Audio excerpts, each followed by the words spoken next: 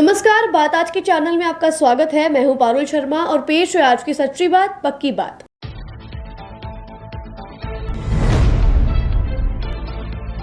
ब्यावर में लाल बादशाह की सवारी बड़ी धूमधाम से निकली। 160 सालों से किया जा रहा है इस परंपरा का निर्वाह।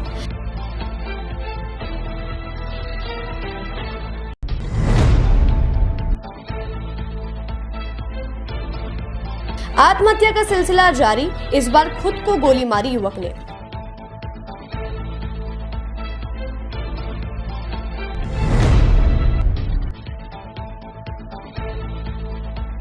सीआरपीएफ के जवानों ने निकाली मतदाता जागरूकता रैली, मतदाताओं को मतदान की दिलाई शपथ।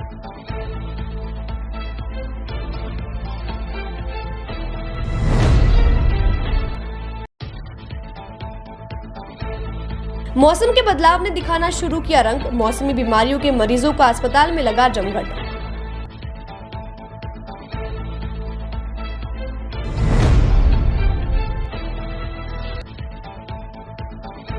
नेहरू अस्पताल में मरीजों के लिए शौचालय की व्यवस्थाओं को सुधारा जाएगा। पत्रकारों के होली मिलन कार्यक्रम में अधीक्षक डॉक्टर अरविंद खरे ने दी जानकारी।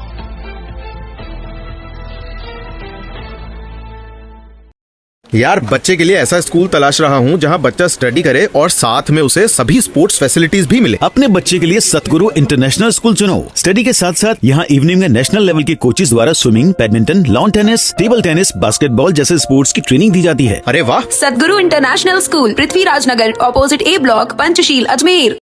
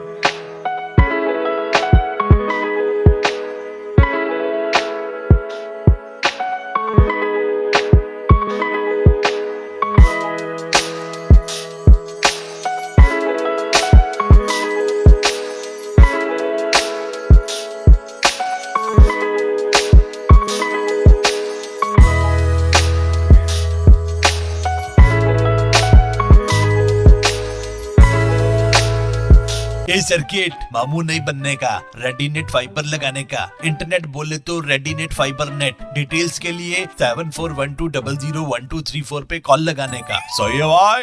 इंटरनेट बोले तो रेडीनेट फाइबर। अब शुरू करते हैं बातों का बेहतरीन सफर।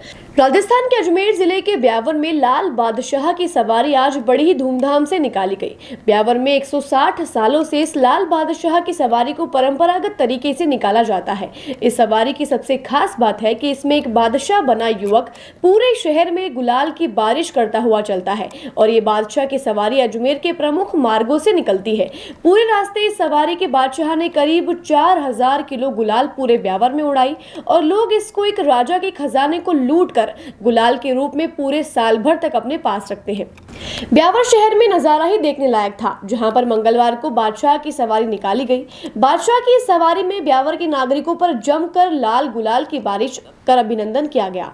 ब्यावर का ये मनभावन गुलाल का बादशाह मेला अपने आप में बहुत महत्वपूर्ण है और एक अहम खासियत रखता है और ये यहाँ के अग्रवाल समाज की देन है और ये मेला एक कौमी एकता का भी जीवंत उदाहरण है। इस मेले को देखकर लगता है कि आज भी भारतवर्ष में पुरानी संस्कृति जिंदा है। दरअसल इस मेले की सबसे पहली शुरुआत इस ब्यावर शहर की स्थापना करने वाले कर्नल डिक्सन ने की थी, जिन्होंने सबसे पहले सन 1851 में अग्रोहा से आए अग्रवाल समाज के लोगों के साथ मिलकर इस बादशाह मेले की ब्यावर के 5 बत्ती चौराहे से शुरुआत की थी। उस समय इस मेले को देखने के लिए दूर दूर से हजारों लोग यहाँ आते थे। इसके अलावा विदेशियों के लिए भी मेला अपनी एक खास पहचान रखता था और इस मेले को देखकर देखने वालों को भारतीय संस्कृति की अनूठी पहचान दिखती थी। सबसे खास बात यह है कि इस मेले की इसमें हर जाति, धर्म, मजहब के लोग आपस में भाईचारे को बढ़ाते हुए मिलजुल कर एक साथ इस बादशाह मेले का लुत्फ उठाया करते थे। ब्यावर के इस रंगीन लाल बादशाह की एक पौराणिक कथा भी है, जिसके कारण ये अपने आप में एक खास महत्व रखता है। दरअसल बादशाह अकबर के नवरत्न राजा टोडरमल ने एक बार बादशाह अकबर की जंगल में जान बचाई थी और इसके साथ साथ बादशाह अकबर को उसी जंगल में शिकार करने के सारे शस्त्र और धन भी उपलब्ध करवा दिया था, जिसके कारण बादशाह अकबर बहुत खुश हो गए और राजा टोडरमल को 4 घंटे की बादशाहत दे दी। यही कारण है कि आज भी उस दिन को याद कर अपनी खुशी का इजहार करने के लिए हर साल होली के दूसरे दिन इस बादशाह की सवारी को निकाला जाता है। अजमेर जिले से आज एक और आत्महत्या का मामला सामने आया है। पुष्कर के अंतर्गत नात गांव में 35 वर्षीय रामपाल पुत्र चोगाराम ने खुद को गोली मारकर आत्महत्या कर ली। घटना की सूचना मिलते ही पुलिस मौके पर पहुंची और युवक को जेएलएन अस्पताल लेकर गई, जहां युवक को मृत घोषित कर दिया गया है। आपको बता दें कि घटनास्थल से कोई प्रकार का सुसाइड नोट प्राप्त नहीं हुआ है, जिसके चलते कारणों का पता नहीं चल पाया है। परिजनों के अनुसार मृतक मानसिक रूप से पीड़ित चल रहा था। फिलहाल पुलिस मामले की जांच में जुटी हुई है। तो साहब आवाज सुनी आपने, मालिक मानने कोई टार नहीं है। मैं बंदूक की आवाज सुनी ने जना दौड़ कर किया आपने, जना बांगा मिली पे टाबर टोली हैंग किया, जना आगे बंदूक मिली का पैर पर और लाखोड़ी मिली आपने टमाटर की वजह से मारी गोलियां कहीं ठीक राजी खुशी आज 12 महीना हो गया इन्हें लगभग तो यहाँ खपा से मानसिक संतुलन सही नहीं, दिमाग से खराब है। वो बंदूक कहाँ से आई? इनकी बंदूक है खुद की लाइसेंस देखो सामने बता क्या नाम है को रामपाल है, पिताजी का नाम आपने छोकाराम है, पटा रहवाल और नांद का रिवाल है। नहीं आप घरवाला से बात हुई कि आपकी घरवाला से बात हुई कि बात क्या घरवाला था घर वालों का भाई हूँ बात होगी। लुगाई टाबरी के साथ है, टाबरिया 2-3 है, बच्चियाँ हैं जिनके साथ में लुगाई साथ 35 साल। फिर क्या ही हो कभी घटना घटना हुई एक बार आपने 12-1 बजे पुलिस आ गई थी। अरे है ना बोल रहे पुलिस ने मार फोन कर दिया बुआ से मैं बेटे जार देखता मैं फोन कर दिया साहब। फिर पुलिस यार उठे आई पुलिस गया, पुलिस लाश के ऊपर भेजिया साहब। अब क्या स्थिति है? स्थिति का ये की अब चिल्ला का आपने ये पर साहब खत्म होगा साहब। लोकसभा चुनाव के मद्देनजर आज सभी मतदाताओं को जागरूक करने के लिए सीआरपीएफ के 200 जवानों द्वारा मतदाता जागरूकता रैली निकाली गई। इस रैली में सीआरपीएफ के जवान मौजूद रहे। इनमें महिला और पुरुष की संपूर्ण भागीदारी रही। यह रैली शहर के मुख्य मार्गों से होते हुए बजरंगगढ़ पर जाकर समाप्त हुई। इस रैली के माध्यम से सभी मतदाताओं को जागरूक किया गया। साथ ही वोटर हेल्पलाइन ऐप के बारे में जानकारी दी गई। वे सभी मतदाताओं से लोकसभा चुनाव में 100% मतदान करने के शपथ दिलाई गई। मैं Mohan Prakash, commandant CRPF GC1 Ajmer से। हमारे ग्रुप के DIG श्री संजय यादव साहब के और प्रशासन के सहयोग और निर्देशन से जनता को जागरूक करने के लिए सीआरपीएफ GC1 कुंदन नगर से बस स्टैंड होते हुए जिला परिषद से होते हुए पूरे शहर के मुख्य मार्गों से होते हुए यहाँ बजरंगगढ़ चौराहे पे हम इकट्ठे हुए और जनता को ये संदेश देने के लिए कि सब लोग मतदान में भाग लें, बिना किसी डर और भय के अपना मतदान करें। जात पात धर्म से उठ के लोकतंत्र के इस पर्व में शरीक हों और निष्पक्ष भाव से और निडर होके अपना मतदान करें। सीआरपीएफ जैसा कि आप सब जानते हैं कि ये भारत की ही नहीं विश्व की सबसे बड़ी अर्धसैनिक बल है, जो हर चुनाव में विश्वसनीय फोर्स है भारत सरकार की और निर्वाचन आयोग की। हर लोकसभा चुनाव, विधानसभा चुनाव, लोकल बॉडीज, विधानसभा, कोई भी चुनाव हो, कोई भी देश के आंतरिक कानून और व्यवस्था का विषय हो, हर वक्त सीआरपीएफ सदा प्रशासन पुलिस के साथ मिलके देश में निष्पक्ष चुनाव का आयोजन कराती है और कानून और व्यवस्था को बनाए रखती है। तो इस तरह आज जिला प्रशासन ने ये एक अग्रणीय रोल करके हम लोगों के साथ मिलके ये रैली का आयोजन किया। इसके लिए जिला प्रशासन और जिला पुलिस को भी धन्यवाद। जय हिंद, जय भारत। आज स्वीप एक्टिविटी के तहत सीआरपीएफ ग्रुप सेंटर 2 GC1 से सीआरपीएफ के लगभग 200 जवानों, महिला कार्मिकों, ऑफिसर्स, अधीनस्थ अधिकारियों द्वारा जिला प्रशासन के साथ सहयोग करते हुए लगभग 5 किलोमीटर की एक बड़ी रैली स्वीप के संदर्भ में निकाली है, जो बस स्टैंड होते हुए, आगरा गेट होते हुए बजरंगगढ़ चौराहे तक आई है। आप सभी से संवाद किया गया, वोटर हेल्पलाइन ऐप के बारे में जानकारी दी गई और मतदान की शपथ भी दिलवाई गई। मार्च के महीने के अंत आते ही गर्मी ने अपना असर दिखाना शुरू कर दिया है। दिन में तापमान इतना बढ़ जाता है कि पसीने छूट जाते हैं। साथ ही धूप ने भी विकराल रूप ले लिया है। CMHO ज्योत्सना रंगा ने जानकारी देकर बताया कि मौसम में बदलाव हो गया है, जिसके चलते जवाहरलाल नेहरू अस्पताल में मरीजों की संख्या बढ़ती जा रही है। सर्दी, जुकाम, बुखार के मरीज अस्पताल में इलाज के लिए पहुंच रहे हैं, जिसके लिए अस्पताल प्रशासन ने सभी तैयारियां पूर्ण कर ली है। साथ ही सभी मरीजों का इलाज चल रहा है। सभी को अपने आप को सुरक्षित रखने की हिदायत भी दी जा रही है। वे फील्ड स्टाफ द्वारा काउंसलिंग कर आमजन को बीमारियों से बचाव की जानकारियां दी जा रही हैं। बता दें कि मच्छर व मक्खियों के बढ़ जाने से मलेरिया की आशंका बढ़ जाती है, जिसके लिए उनसे भी खुद को सुरक्षित रहने की हिदायत आमजन को दी जा रही है।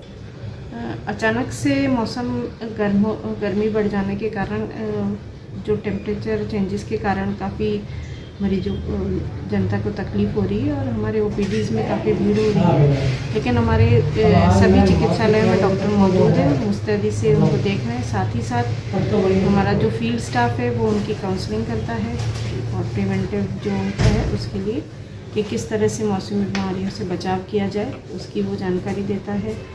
कैसे मच्छर मक्खियों से बचा जाए, कैसे है ना निर्जलीकरण से बचा जाए, ये सब हमारा फील्ड स्टाफ फील्ड में यही काम करता है।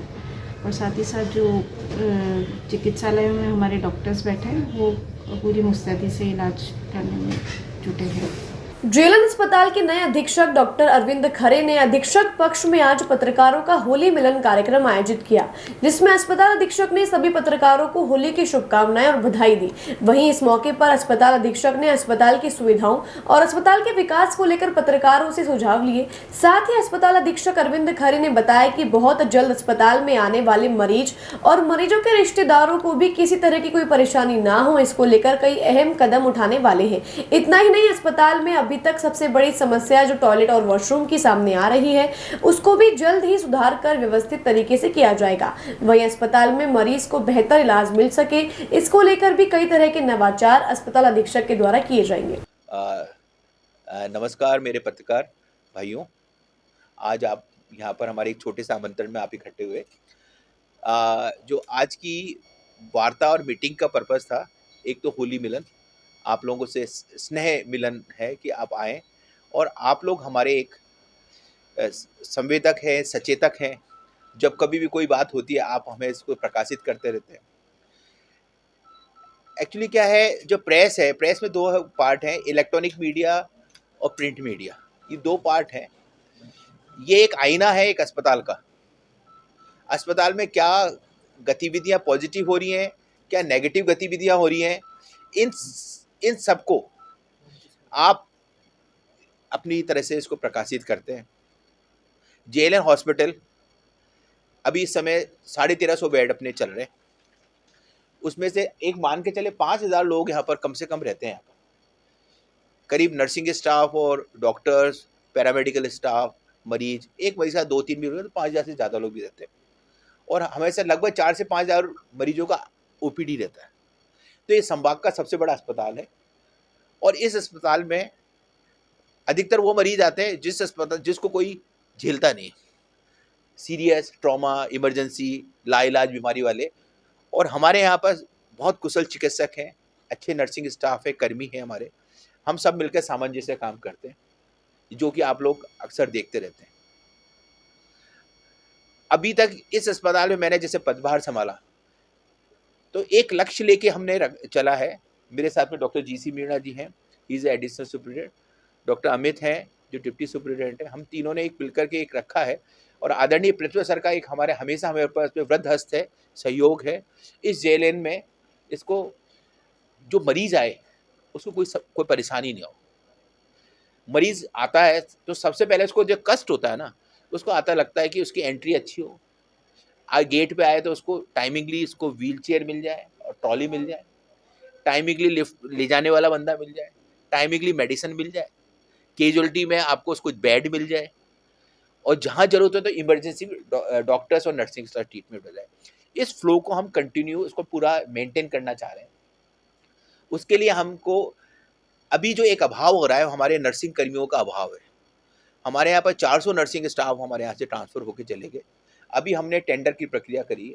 टेंडर की प्रक्रिया करने में हमारा अभी हमने राज्य सरकार से भी हमने निवेदन किया है कि हमारे अभी जो 150 नर्सिंग स्टाफ हमें लेने हैं, उसका टेंडर है, उसको हम अनुमति दें, जिससे हमारा काम थोड़ा सुचारू रूप हो जाए। लेकिन जो भी हमारे यहाँ साथ में नर्सिंग स्टाफ और नर्सिंग कर्मी हैं, अभाव में भी बहुत बढ़िया तरीके से काम कर रहे हैं।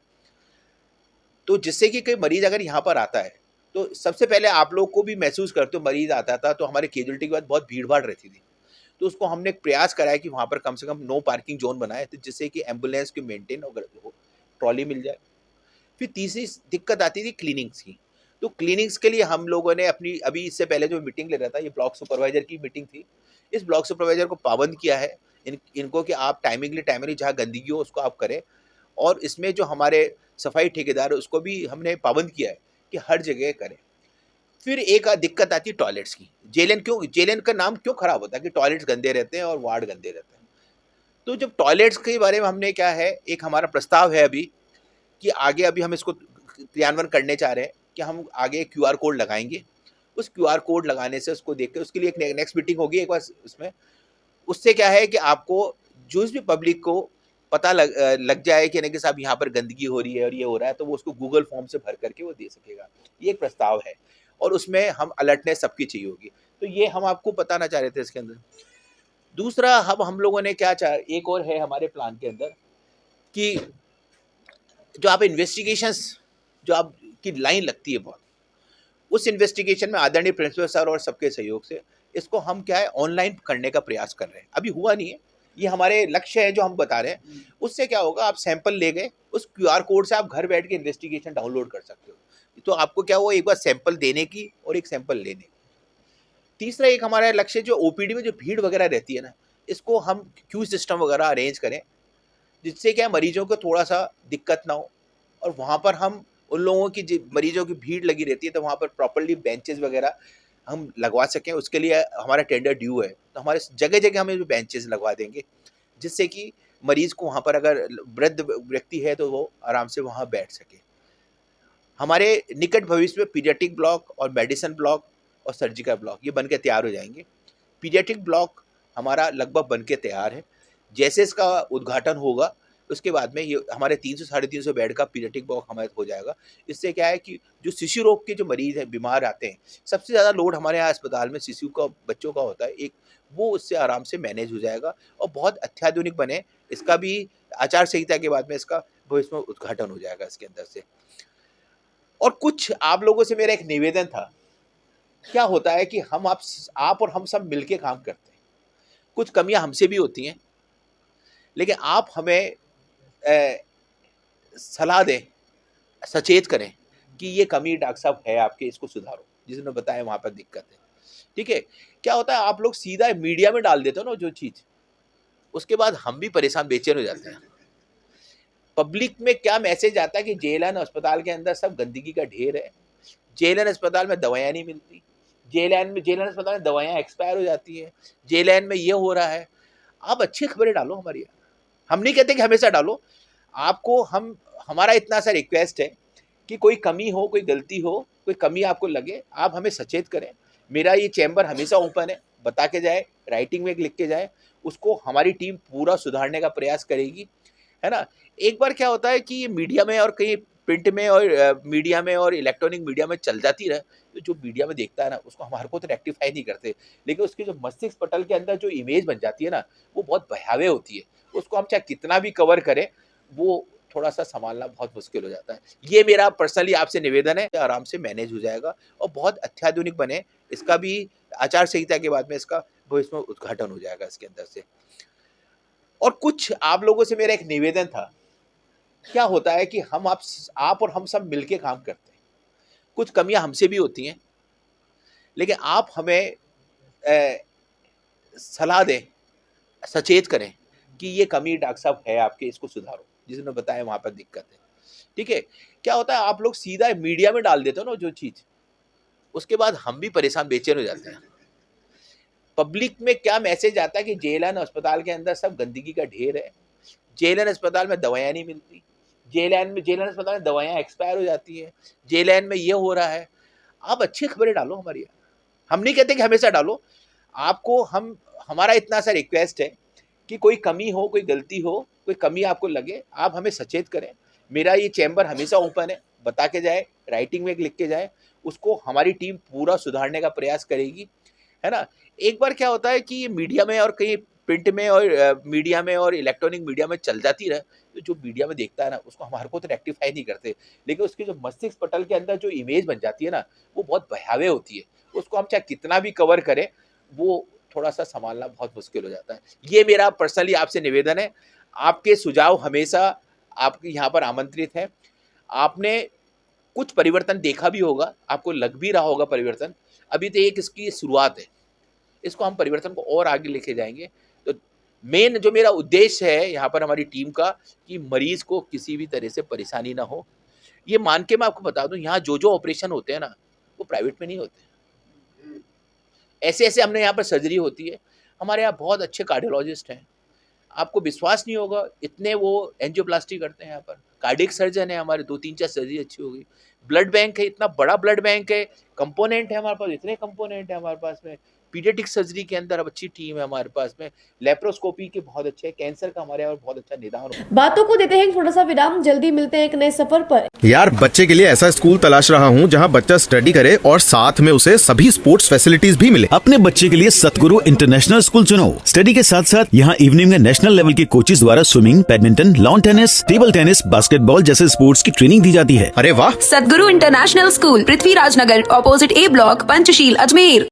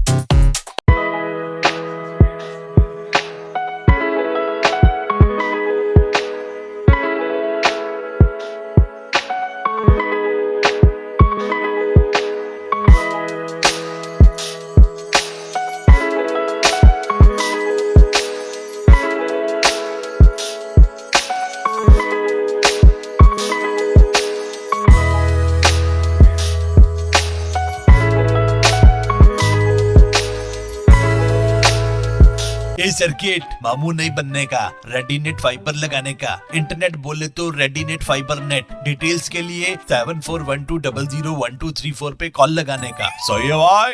इंटरनेट बोले तो रेडीनेट फाइबर। एक बार फिर आपका स्वागत है। आइए चलते हैं एक नए सफर पर। केकड़ी जिले के बिन्हायत थाना क्षेत्र के केरोट गांव में से एक दलित परिवार की लड़की को कुएं से पानी भरने से रोकने का मामला सामने आया है, जिसका वीडियो सोशल मीडिया पर वायरल भी हो रहा है। वीडियो में आप देख सकते हैं कि दलित लड़की अपने अधिकार के लिए लड़ रही है, पर उसे कुएं से पानी भरने के लिए रोका जा रहा है। विरोध करने पर लड़की से मारपीट कर मोबाइल तोड़ने का आरोप भी लगाया जा रहा है।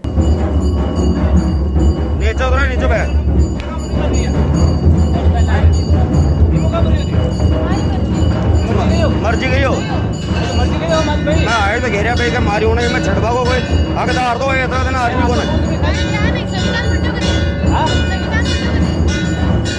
आखिर बात है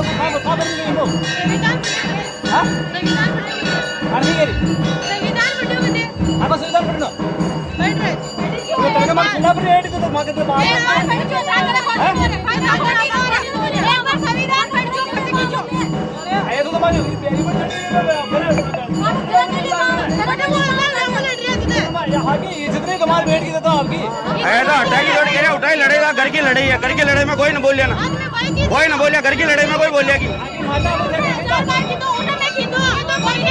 तो हमारी होने भी रहा भाई। घर की लड़ाई में कोई बोलिया था घर की लड़ाई में कोई बोले आगी बे कूड़ी पर चड्डो और मां का पानी ले जाओ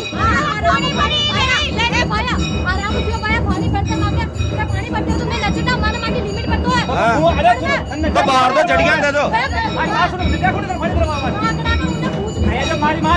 तो उमू लड़े तो उमू हरी लगे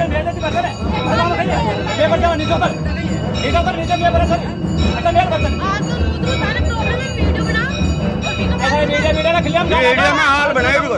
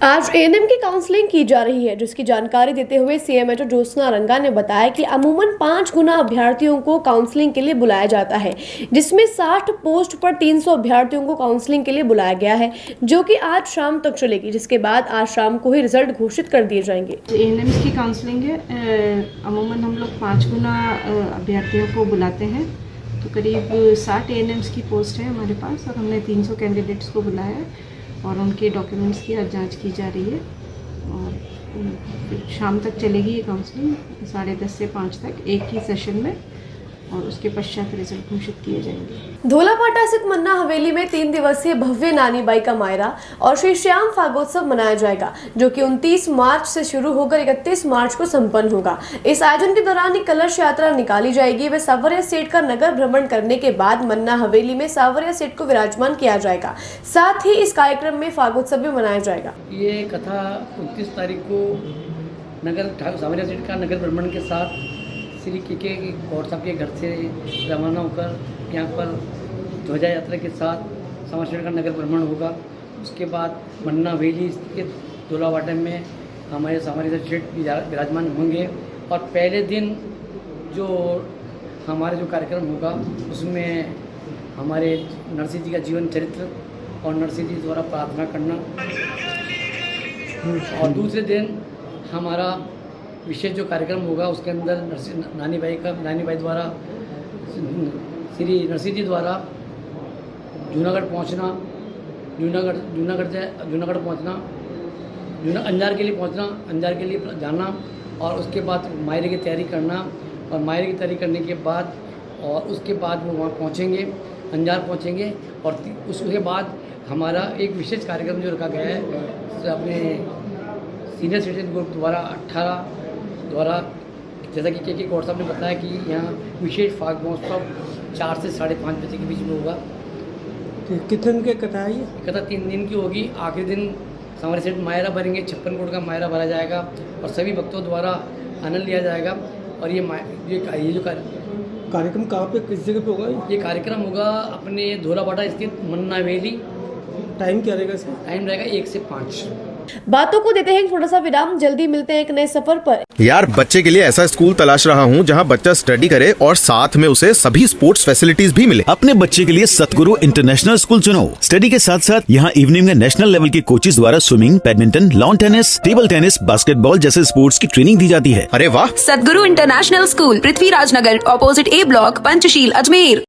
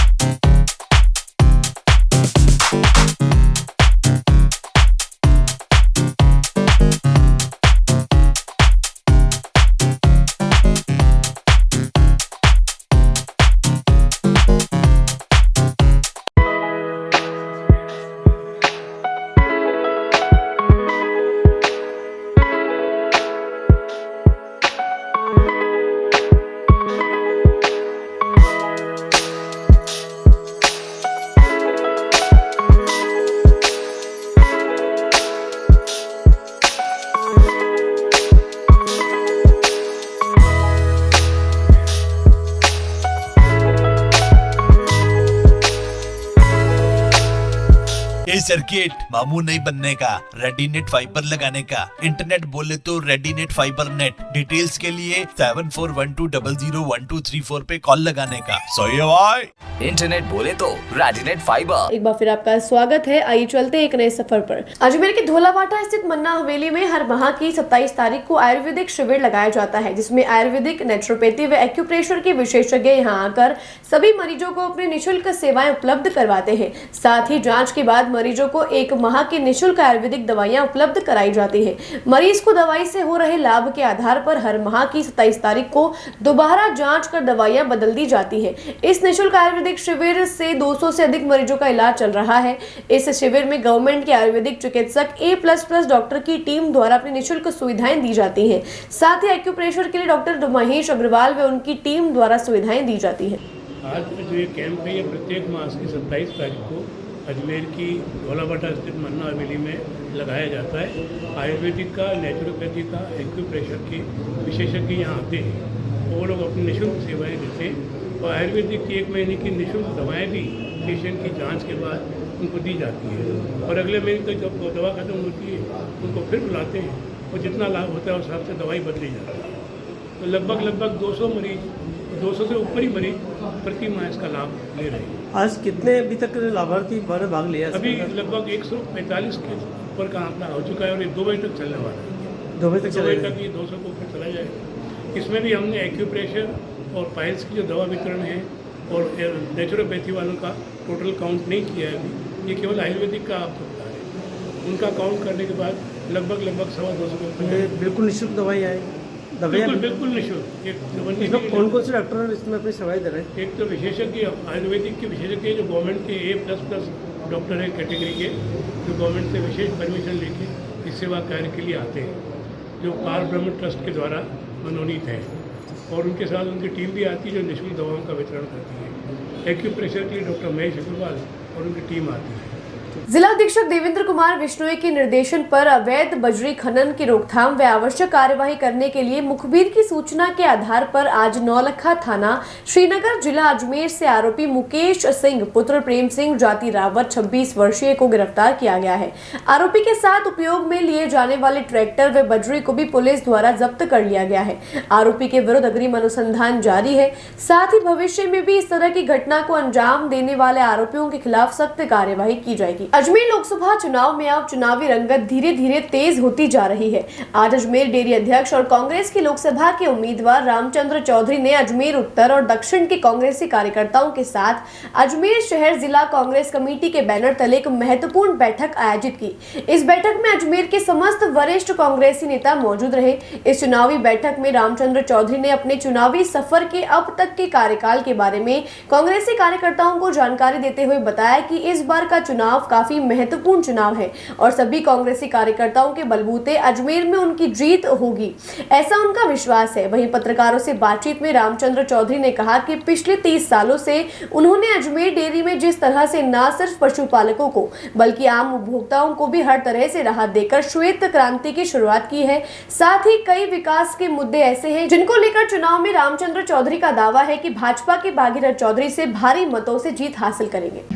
मुंगेरिया लाल का हसन सपने दिखा रहे हैं। अजमेर मेड़ता, अजमेर कोटा रेलवे लाइन को पूरी कराएंगे।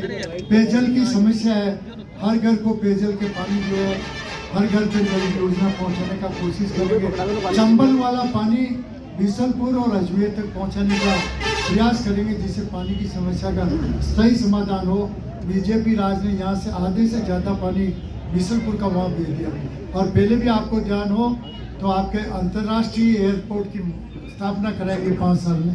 नरसिम्हा राव जी 9 जुलाई 1993 को घोषणा करके अजमेर के लिए अंतर्राष्ट्रीय हवाई अड्डा होना चाहिए, तो उसके प्रयास करेंगे। गांव गरीब और किसान के लिए जिंदगी समर्पित किए, आगे भी करूँगा। अजमेर को डेनमार्क आधे से ज़्यादा बना दिया, आगे भी बनाएंगे। अजमेर को जो है मैनचेस्टर बनाएंगे, ये मेरा सपना है। धन्यवाद जी। सोनिया जी, राहुल जी, प्रियंका जी, खड़गे जी, वेणुगोपाल जी, उनका प्लस सचिन पायलट जी,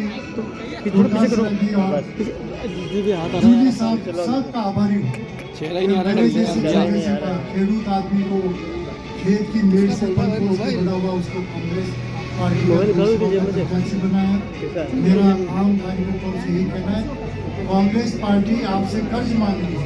कांग्रेस पार्टी ने 75 साल कार्यकर्ताओं को खूब दिया है, तो आज समय कांग्रेस तो कार्यकर्ता जो है कांग्रेस पार्टी का कर्ज उतारे। और मेरे को यकीन और भरोसा है कि अजमेर से 8 विधानसभा में कांग्रेस पार्टी जीतेगी, 8 में। और राजस्थान बीजेपी के जो है पूरे देश में 200 से कम सीटें आएगी। दिल्ली में राज कांग्रेस का बनेगा, राहुल गांधी पीएम बनेंगे। मोदी जी की गारंटी सब झूठी गई है। उन्होंने कहा कि मैं 15 लाख रुपए खाते में डलाऊंगा, 2 करोड़ लोगों को प्रतिवर्ष नौकरियां दूंगा, किसानों का कर्ज माफ, और किसानों का जो है मैं एमएसपी को डबल करूंगा, आय दुगनी करूंगा, और फिर किसानों से माफ़ी मांगी गलत कानून के ऊपर। ये सारी बातें मोदी जी की गारंटी गलत गई। मोदी जी को भगवान राम का श्राप लग चुका। लोकसभा का चुनाव जिस दिन उन्होंने विधि विधान के अनुसार चारों हमारे जो है शंकराचार्य उनको बुला के पूजा करानी चाहिए, नहीं करे।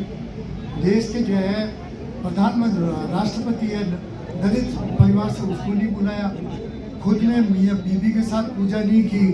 और उसके अंदर बड़े बड़े जो है वो सेठ और अरबोपति बैठे थे, फिल्म हीरो हीरोइन बैठे थे, फोटो देखा उन्होंने हमको पूजा पाठ किया, नियम विरोध किया। इससे भगवान राम नाराज है। 200 से कम सीटें आ रही है। राजस्थान में 15 के करीब सीटें कांग्रेस की आई, कम से कम 15। किन मुद्दों को लेकर चौधरी साहब जाएंगे चुनाव मैदान में? आप मुद्दे बताएं। आप तो मुद्दे स्थानीय मुद्दे क्या रहेंगे? स्थानीय मुद्दे। आज के लिए बस इतना ही। कल फिर होगी आपसे मुलाकात, तब तक के लिए दीजिए इजाजत। नमस्कार।